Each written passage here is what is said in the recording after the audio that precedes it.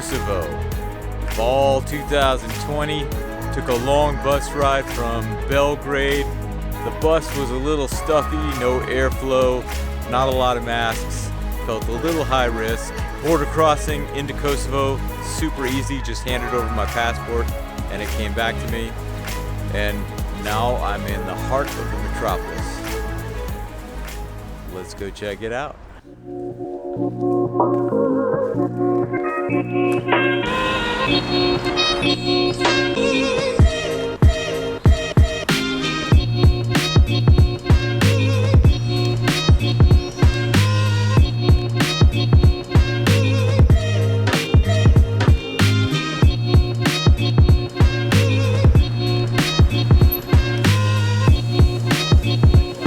There's a statue of a US president right in the middle of town. Can you guess who it is? Abraham Lincoln, FDR, George Washington, Kennedy.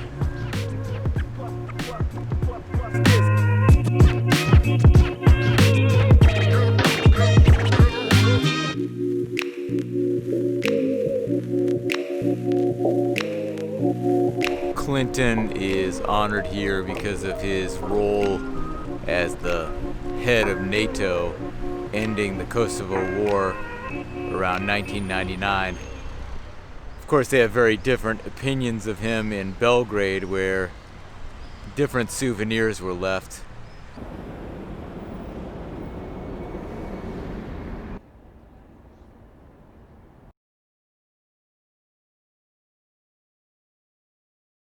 The conflict in Kosovo was the last of the Yugoslav wars. As an American, as an outsider, I think it's important to listen to all the stories, understand that some of the people in this region are still suffering from a degree of trauma from that history, but don't chime in an opinion. You really don't know.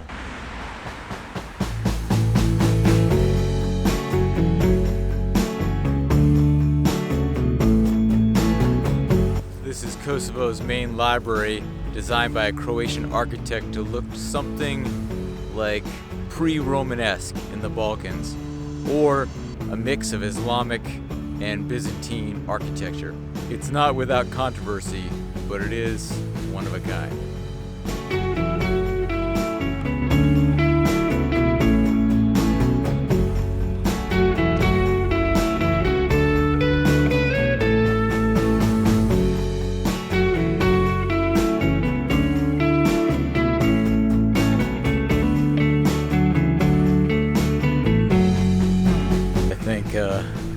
COVID may have shut it down.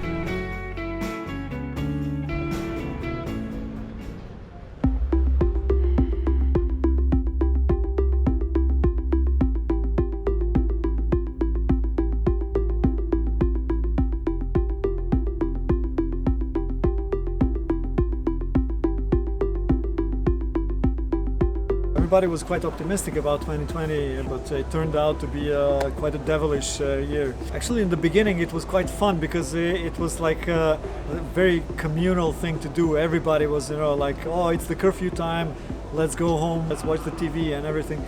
Yes, the things have changed, the things will not be the same again. People are improvising, doing their best to adapt to the new reality. One good thing is that Kosovo didn't close the borders for travelers. Americans, United States, you're welcome in Kosovo at any time of the year.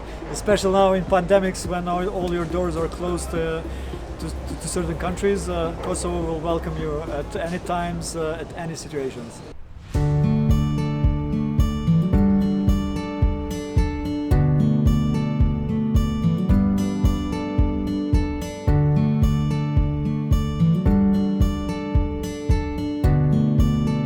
Lots of new construction going on in these outside neighborhoods, so things must not be that bad, economically speaking.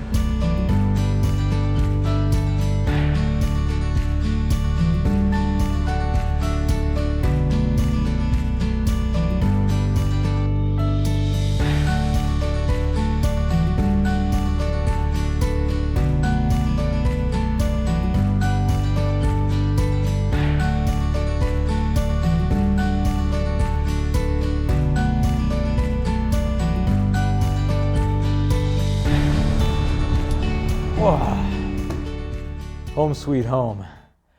What can I say about Pristina? It's an interesting city. It doesn't really feel like Europe. At times it almost felt like Colombia, but not that either. It's its own thing.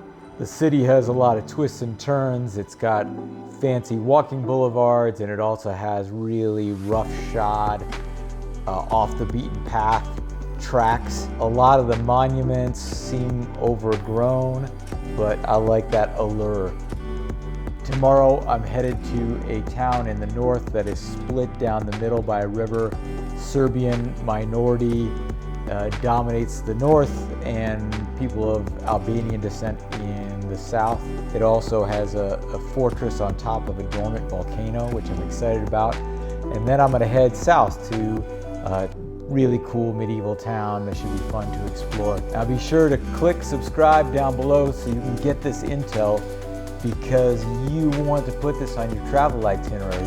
If you're American, it's one of the few places where you can just show up with your passport, no tests, no paperwork, you're in. Also, you'll be welcomed. Also, it's affordable. Also, you don't have those expectations like you might have for Paris or Rome, where you have an idea of what it might be and the reality might disappoint you. You have zero expectations, most likely. Great. Let it be a surprise, like a Christmas present. You'll just have a little bit of a teaser with my videos, but I'm not even going into the half of it, the quarter of it, the tenth of it. There is so much to discover. I'm gonna whet your appetite and inspire you to start jotting down your spring-summer itinerary to the Balkans. Stay tuned. Thank you for watching this one. I'm Jonathan Legg.